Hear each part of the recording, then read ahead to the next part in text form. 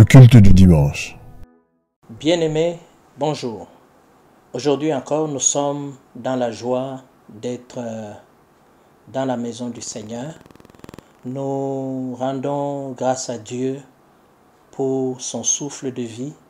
Nous rendons grâce à Dieu pour cette opportunité qu'il nous a donnée aujourd'hui, encore une fois, de partager sa parole dans un contexte tout à fait particulier, comme nous le disons depuis un certain temps, dans un contexte de confinement.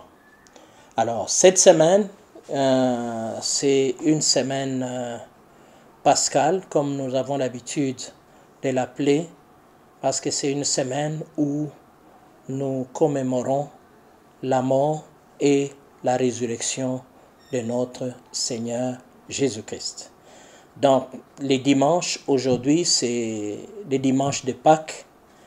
En principe, nous voulons parler sur la Pâques, mais la Pâques pour nous chrétiens, comme je venais de le dire, est une commémoration de la mort et de la résurrection de notre Seigneur Jésus-Christ.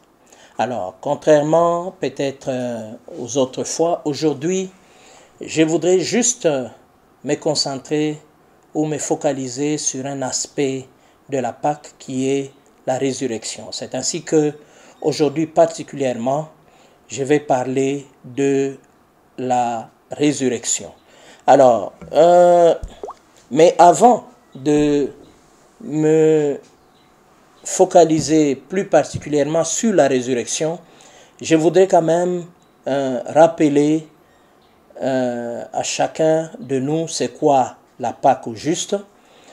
Rapidement, je voudrais juste nous rappeler c'est quoi la Pâque. Premièrement, la Pâque est le nom donné à l'événement qui est rapporté dans Exode chapitre 12. Vous vous souviendrez lorsque tous les premiers-nés des Égyptiens mouraient alors que ceux des Juifs ou des Israélites étaient épargnés. Il y avait l'ange de la mort qui frappait pendant la nuit, mais pendant ce temps-là,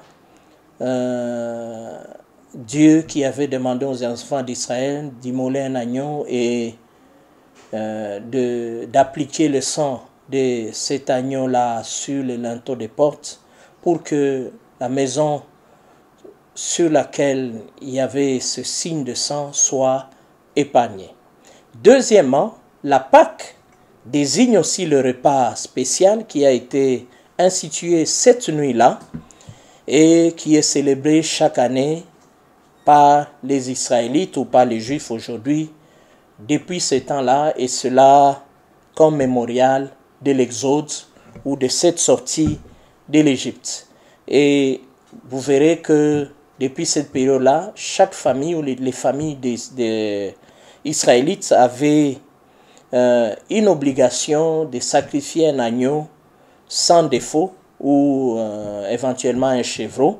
C'était parmi les choses que devait faire chaque famille israélite depuis cette époque-là. Mais lorsque nous arrivons à l'époque du Nouveau Testament, en accord avec Deutéronome chapitre 16, à partir du verset 16, vous verrez que tous les hommes israélites ou juifs devaient monter à Jérusalem au moins 3 fois par an.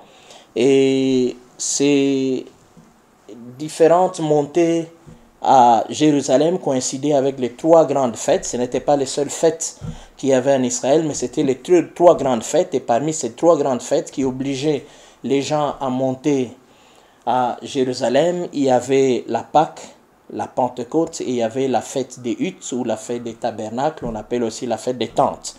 Donc c'est au cours de ces 3 fêtes que les hommes israélites devaient monter à Jérusalem. C'est ainsi que des fois au cours de ces fêtes-là, on y retrouvait beaucoup de gens venant de partout, même des Juifs qui venaient de la diaspora. C'est ainsi qu'à la Pentecôte, par exemple, il y avait des gens qui étaient venus d'un peu partout. Tous les Juifs de la diaspora se retrouvaient à Jérusalem. C'est ainsi que le jour où Pierre faisait son discours de la Pentecôte, il pouvait s'exprimer dans d'autres langues et les gens d'autres nations ou qui venaient d'autres contrées pouvaient aussi l'écouter. Mais toujours à cette époque du Nouveau Testament, vous verrez que les choses ont un peu évolué. Vous verrez que le repas, et Jésus, vous vous souviendrez qu'il enverra qu'on lui cherche un endroit où il devait effectivement manger la Pâque avec ses disciples. Mais au cours de cette période où Jésus a vécu, vous verrez que le repas comportait des éléments symboliques. Il y avait par exemple l'agneau rôti, des herbes amères, des pains sans levain. Il y avait 4 coupes de vin à des moments précis et en plus il y avait le lavage rituel de mains. Alors, souvent après la première coupe de vin, on racontait l'histoire de l'Exode, c'est-à-dire ce qu'on trouve dans Exode 2, comment Dieu avait préservé le peuple d'Israël et comment il les avait fait sortir de l'Égypte. Après cela, on chantait une partie du Hallel. Avant une deuxième coupe, on chantait une partie du Hallel et suivait alors le partage symbolique du pain. Et la troisième coupe venait à ce moment-là et le chant de la fin du Hallel venait avant la quatrième coupe. Donc c'est toutes ces cérémonies-là qui étaient observées pendant le repas, pendant la Pâque, et Jésus avec ses disciples ont aussi observé cela. C'est ainsi qu'ils chantaient, ils partageaient le repas et différentes choses qui constituaient ce repas étaient partagées et cela était un peu, comment je dirais, un peu intercalé par les différentes coupes ou les 4 coupes qui devaient être partagées pendant ce repas-là de la Pâque.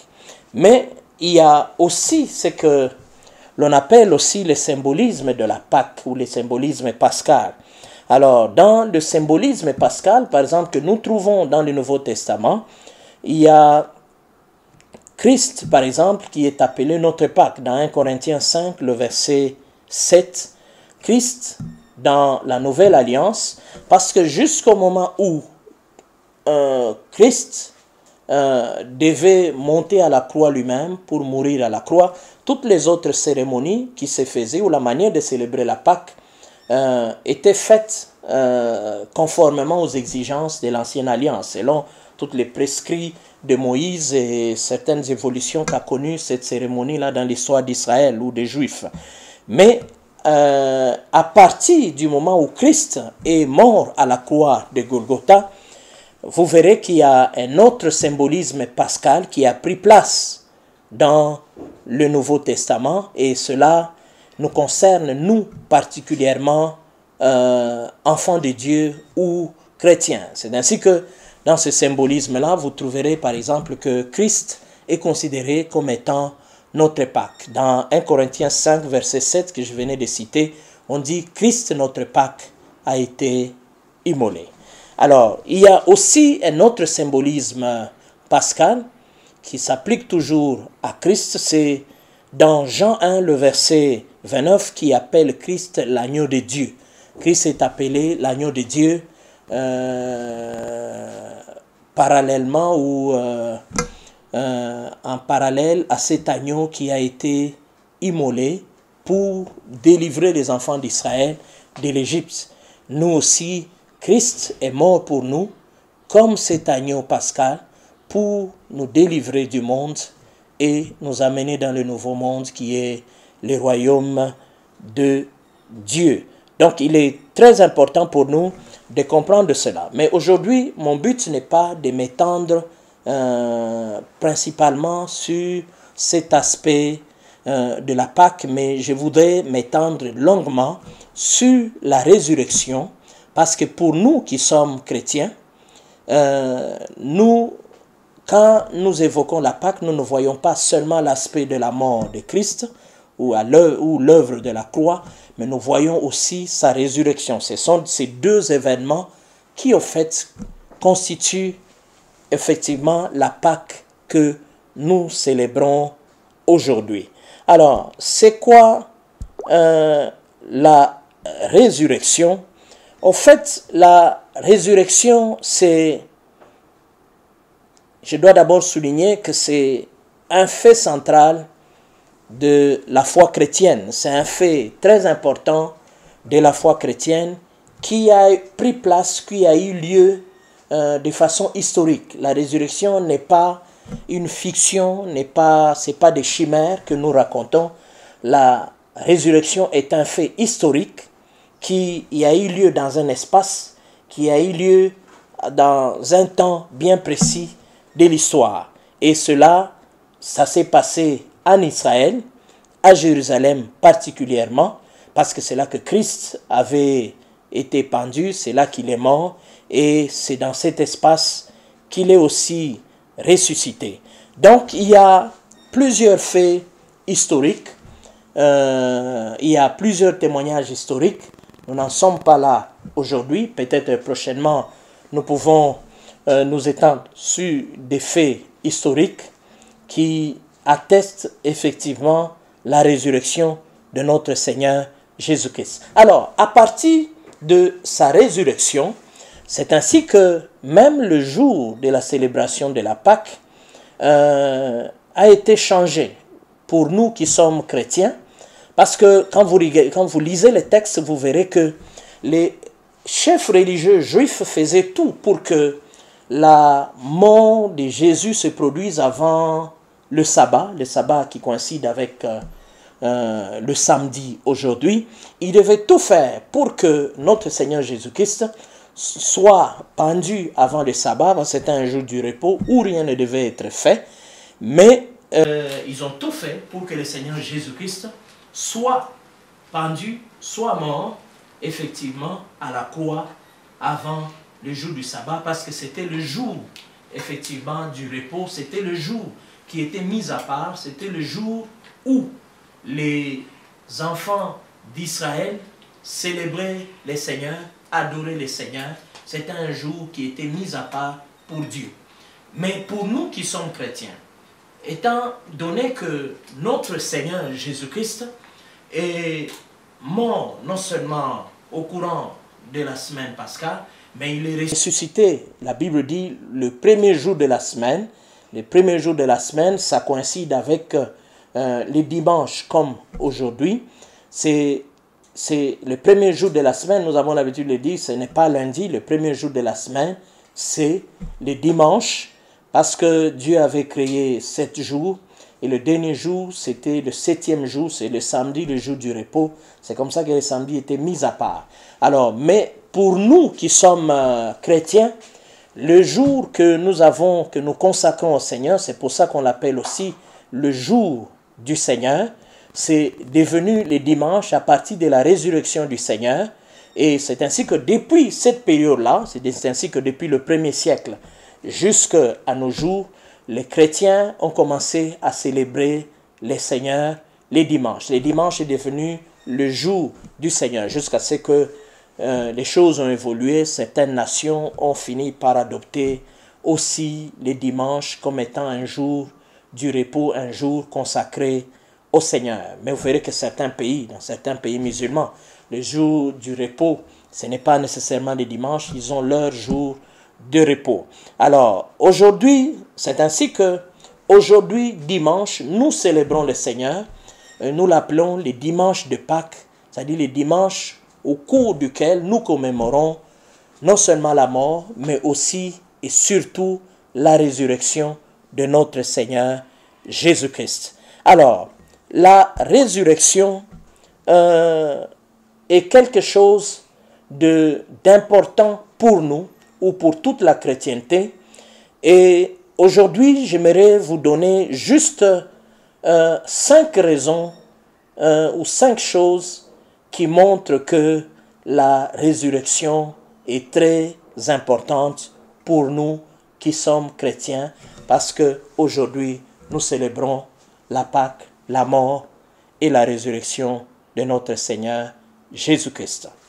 Premièrement, ou première des choses qui montrent que la résurrection est très importante, c'est parce que nous disons l'acquisition du salut dépend aussi de la foi dans la résurrection.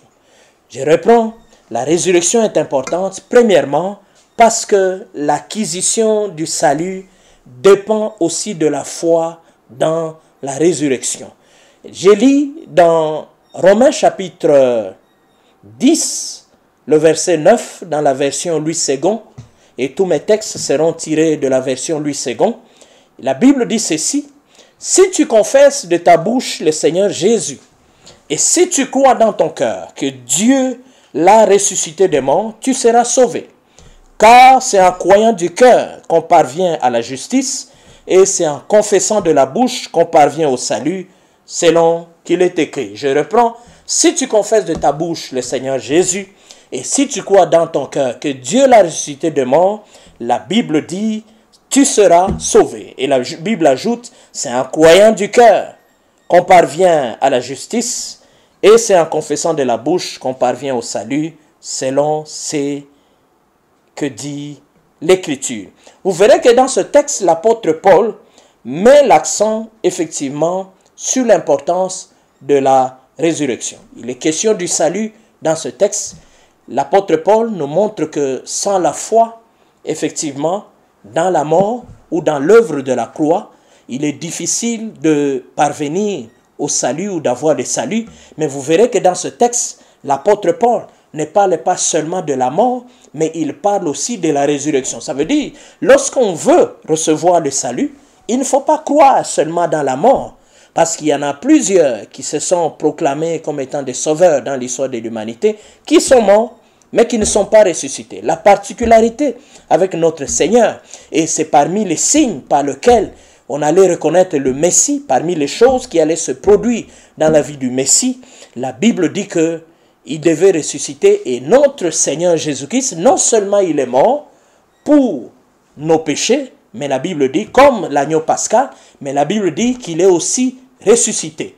Contrairement à cet agneau pascal qui devait être immolé chaque année, notre Seigneur Jésus-Christ a été immolé une fois pour toutes, et la Bible dit qu'il est ressuscité. Donc, c'est pour ça que nous disons, la résurrection dans ce texte est un élément capital, est un fait capital dans lequel nous devons croire pour avoir le salut. Tu ne peux pas nier la résurrection et penser que tu auras le salut. Tu ne peux pas ne pas croire dans la résurrection et espérer avoir le salut que nous avons auprès de notre Dieu. Il est impossible. Pour avoir le salut que Jésus apporte, il est très important effectivement de croire, non seulement dans sa mort, mais il faut croire aussi dans sa résurrection. C'est pour ça que nous disons, l'acquisition du salut dépend aussi, nous disons aussi de la foi dans la résurrection. Je reprends, l'acquisition du salut dépend aussi de la foi dans la résurrection. Deuxième chose qui montre l'importance de la résurrection, nous disons, la résurrection est une preuve que le sacrifice de Christ a été accepté. Nous allons lire un texte de Romains chapitre 1, le verset 4, qui dit ceci, l'apôtre Paul dit, « Et déclaré fils de Dieu avec puissance, selon l'esprit de sainteté, par sa résurrection d'entre les morts, Jésus-Christ, notre Seigneur. » Je reprends.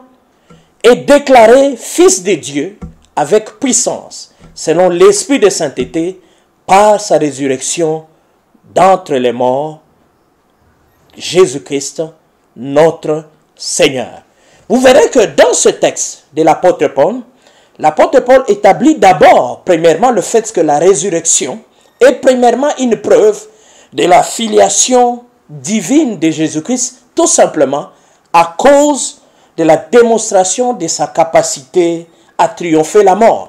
Ça, c'est l'une des choses qui démontre la filiation du Christ à Dieu, son affiliation divine, parce que seul Dieu, effectivement, possède ce pouvoir de triompher la mort. Alors, si Christ n'était pas Dieu, si Christ n'avait pas de filiation divine, il ne pouvait pas triompher de la mort. Alors, comme il a triomphé de la mort, la Bible dit, ceci prouve effectivement sa filiation avec Dieu. Dans ce texte, l'apôtre Paul n'établit pas seulement les liens qui entre la résurrection et la filiation de Christ, mais vous verrez que dans ce texte, en même temps, l'apôtre Paul, deuxièmement, nous fait comprendre que la même résurrection est une preuve aussi que le sacrifice de Jésus, qui est le Christ, a été effectivement accepté par le Père. Parce que si le sacrifice de Christ n'était pas accepté par le Père,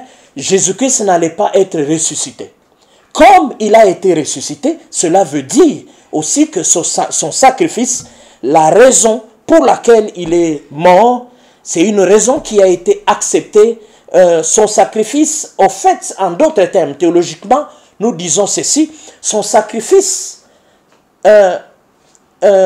pour qu'il soit accepté, il devait satisfaire à la fois, non seulement, il devait satisfaire à la justice de Dieu, parce que la justice de Dieu, effectivement, réclamait que le péché soit puni, réclamait à ce que les pécheurs ne restent pas sans être punis. C'est pour ça que, effectivement, la justice de Dieu réclamait à ce que les pécheurs, effectivement, puissent être punis. C'est pour ça qu'il fallait que quelqu'un monte à la croix à la place de ces pécheurs-là.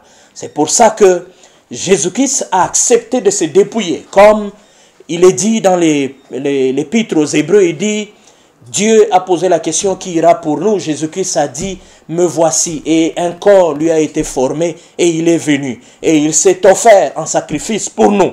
Donc c'était pour venir répondre aux exigences de la justice de Dieu. Mais de l'autre côté aussi, l'amour de Dieu voulait que, effectivement, que les pécheurs ne soient pas, effectivement, punis, ne soient pas décimés. Il voulait que les pécheurs puissent, effectivement, recevoir la miséricorde de Dieu, puissent être sauvés. C'est pour ça que le sacrifice de Christ, non seulement, il répondait non seulement à la justice de Dieu, mais le sacrifice de Christ répondait en même temps aux exigences de l'amour de Dieu. C'est ainsi que lorsque Christ est mort, pour qu'il ressuscite, il fallait que le Père, parce que le sacrifice, Jésus, ne sait pas, le sacrifice de Christ n'a pas été offert à Satan, comme certains ont prétendu. Non, ce n'est pas à Satan que le sacrifice a été offert. Le sacrifice de Christ devait satisfaire Dieu et devait répondre aux exigences de la sainteté, devait répondre aux exigences de la justice de Dieu. C'est comme ça que,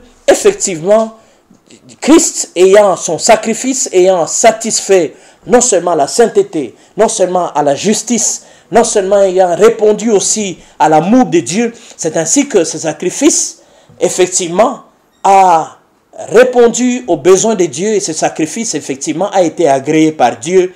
Et étant agréé, Jésus-Christ a retrouvé encore sa vie. Jésus-Christ est ressuscité. Ainsi, c'était une manière, au fait, de prouver que Dieu avait accepté. Parce que si Dieu n'avait pas accepté ce sacrifice, Jésus-Christ ne serait pas ressuscité. Il serait resté dans la tombe, comme tous ceux qui se sont nommés, qui se sont réclamés comme étant des grands prophètes, des grands sauveurs dans l'histoire de l'humanité. C'est pour ça que nous disons que la résurrection de Christ est importante, parce qu'elle est une preuve que le sacrifice de notre Seigneur ou de ce dernier a été accepté par notre Seigneur Jésus-Christ. Troisième raison pour laquelle le sacrifice ou la résurrection plutôt est très importante pour nous, nous disons la résurrection nous place dans une meilleure position spirituelle, entre parenthèses, que le non-chrétien. La résurrection nous place dans une meilleure position spirituelle, entre parenthèses, que le non-chrétien. Et nous le voyons dans 1 Corinthiens chapitre 15, le verset 17. La Bible dit ceci: « Et si Christ n'est pas ressuscité, votre foi est vaine. Vous êtes encore dans vos péchés. Et ceux qui sont morts en Christ sont perdus. » Je reprends. « Et si Christ n'est pas ressuscité, votre foi est vaine. Vous êtes encore dans vos péchés. et ceux qui sont morts en Christ sont perdus. Qu'est-ce que nous comprenons ici? Nous comprenons que sans la résurrection, nous serions dans le même cas que le non-chrétien. Mais parce que Christ est ressuscité, voilà que nous ne sommes pas dans le même cas que eux. Si Christ n'était pas ressuscité, effectivement, comme dit l'apôtre Paul, même notre foi serait vaine. C'est-à-dire que tout ce que nous sommes en train de faire, tout ce que nous sommes en train de proclamer à longueur de journée ne servirait à rien. Mais nous serions considérés comme des non-chrétiens, comme tous les païens, tous ceux qui n'ont pas accepté Christ comme Seigneur et Sauveur. Mais par le fait que Christ est ressuscité et que nous avons cru en lui, cela fait qu'automatiquement, nous ne sommes pas dans le même cas que ceux qui ne l'ont pas accepté comme Seigneur et Sauveur. Nous sommes dans une position spirituelle différente de nos chrétiens. Si Christ n'est pas ressuscité, en fait, cela voudrait dire aussi que le péché l'avait emporté sur lui. Amen, amen. Cela veut dire que jusqu'aujourd'hui, en fait, le péché continue ou continuerait à avoir la victoire sur tous les hommes. C'est-à-dire que nous qui proclamions ou qui proclamons être des enfants de Dieu, nous sommes des morts spirituels ou nous sommes morts spirituellement. Ça veut dire que tout ce que nous sommes en train de proclamer est faux. En réalité, si Christ n'est pas ressuscité ou n'était pas ressuscité, en fait, nous serons des morts spirituels ou des morts vivants, des morts en train de se déambuler sur la planète Terre. Mais comme Christ, ce n'est pas le cas de notre Seigneur, c'est ce qui fait que notre cas est différent. Spirituellement, nous sommes dans une position meilleure que ceux qui n'ont pas accepté Christ comme Seigneur et Sauveur. C'est-à-dire, au lieu d'être considérés comme des morts spirituels, mais spirituellement, nous sommes vivants et nous avons la vie de Dieu en nous.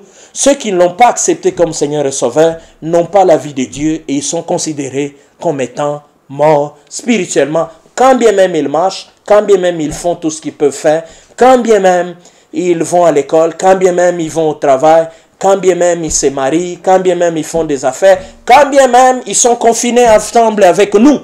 Mais notre cas n'est pas le même. Même dans le confinement, nous n'avons pas la même position spirituelle. Si nous mourons aujourd'hui, nous avons la vie de Dieu, nous allons auprès de notre Seigneur, mais eux, s'ils meurent, leur avenir éternel est hypothétique. La Bible est claire là-dessus. Ils n'iront pas auprès de notre Seigneur, mais ce sont les tourments qui les attendent après leur mort physique. Quatrième chose qui fait que la résurrection que nous célébrons aujourd'hui de notre Seigneur soit importante, c'est qu'elle nous donne accès à un héritage indestructible dans les cieux.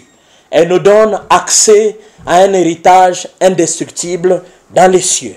1 Pierre 1, le verset 3 dit ceci, je lis. Loué soit Dieu, le Père de notre Seigneur Jésus-Christ.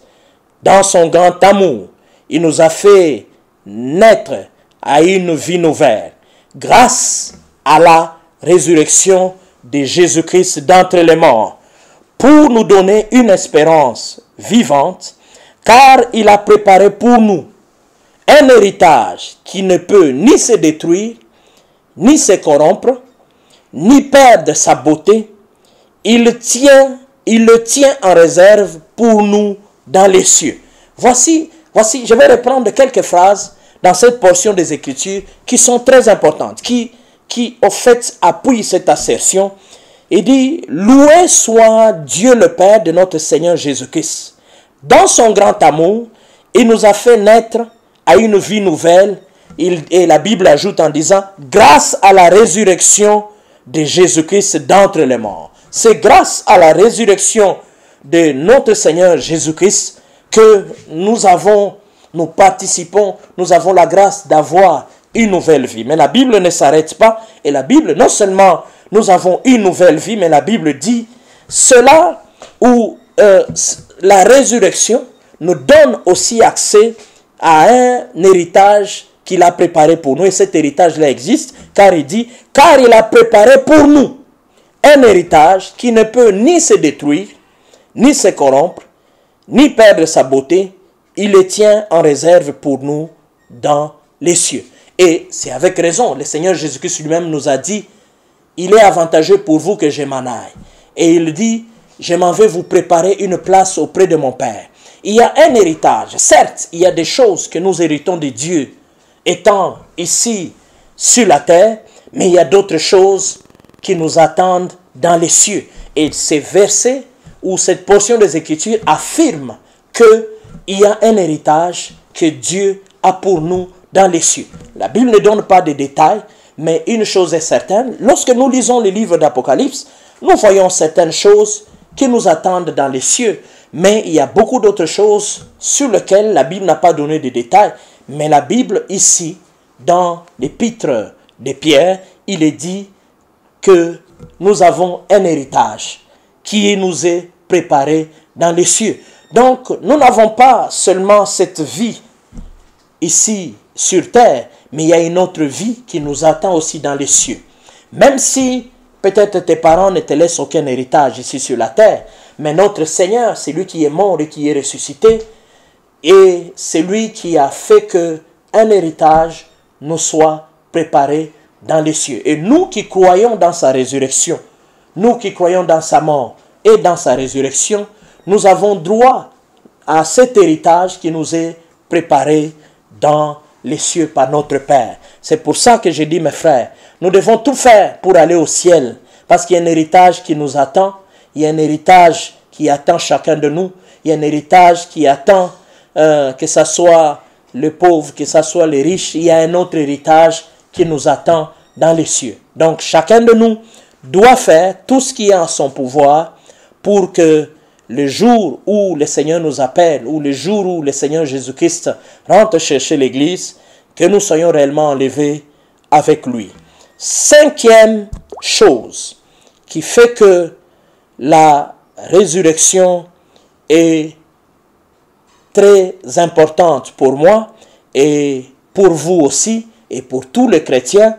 Et c'est par cette cinquième chose que nous allons terminer aujourd'hui, c'est que la résurrection est une preuve que Jésus est véridique.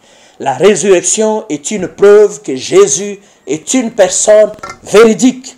Il y a beaucoup de gens, beaucoup de prophètes qui ont annoncé beaucoup de choses ici sur la terre qui ne se sont pas réalisées. Mais Jésus-Christ, vous verrez qu'il a annoncé certaines choses et ces choses se sont accomplies. Et parmi les choses que Christ a annoncées d'avance, il y a aussi sa résurrection. Il a annoncé en avance et la Bible dit ceci. Dans Matthieu 12, le verset 38, il est dit ceci.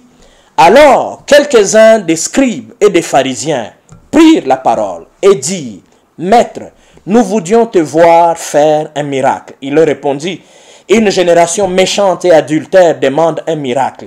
Il ne lui sera donné d'autre miracle que celui du prophète Jonas.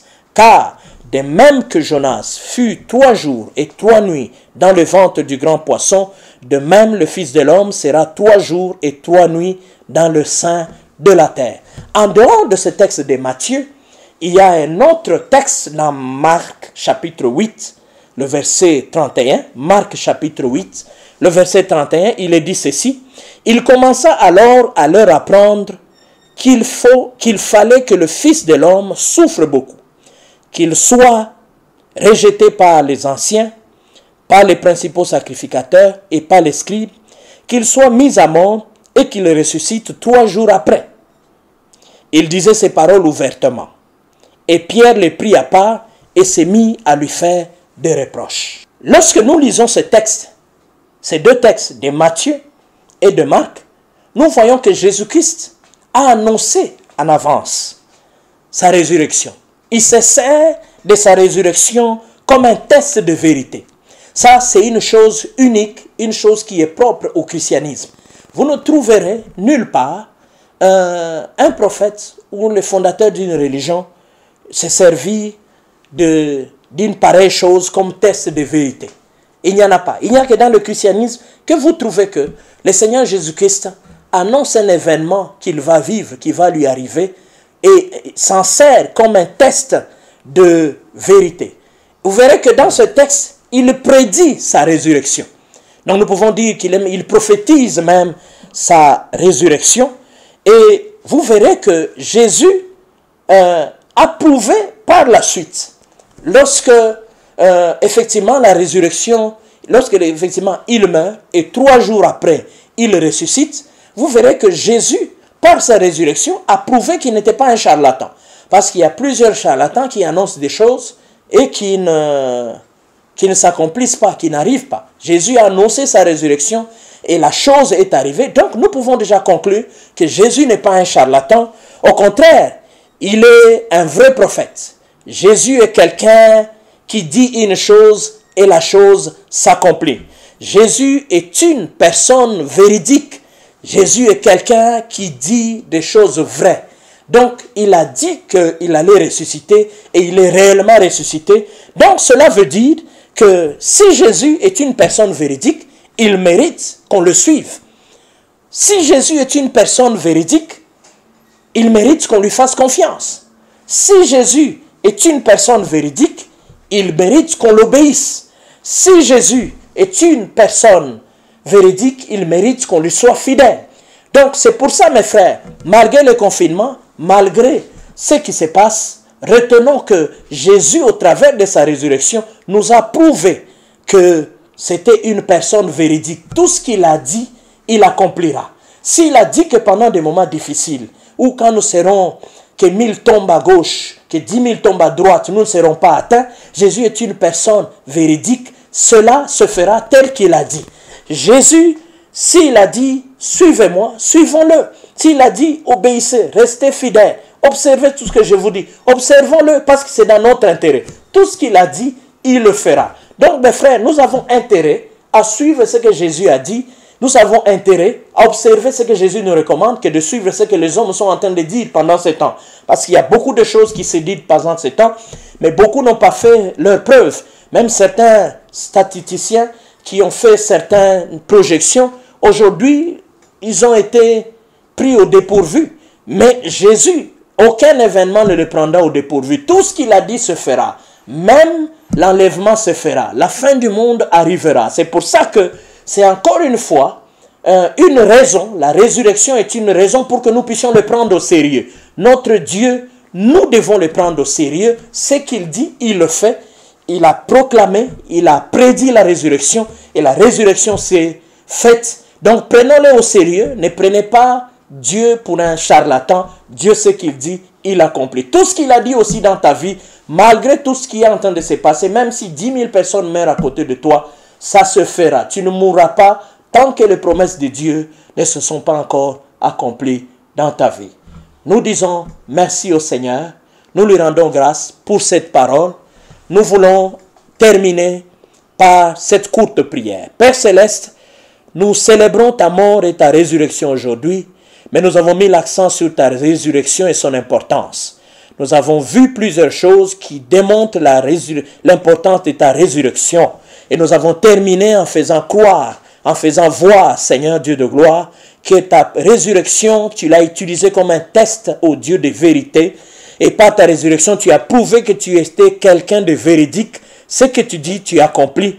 Tu avais dit que tu allais ressusciter et tu es ressuscité. Ceci prouve, ceci nous encourage à te faire confiance. Oh Dieu, tu nous as fait des promesses. Tu as fait à mon frère et à ma soeur plusieurs promesses. Il y a des promesses que tu as faites à l'église corps de Christ. Nous croyons que tout ce que tu as dit va s'accomplir, va se faire. C'est pour ça que pendant ce temps d'agitation, nous gardons nos regards fixés sur toi et je prie pour que tu fortifies mon frère et ma soeur qui est découragé à être éternel, fort, à avoir encore ses yeux fixés sur toi.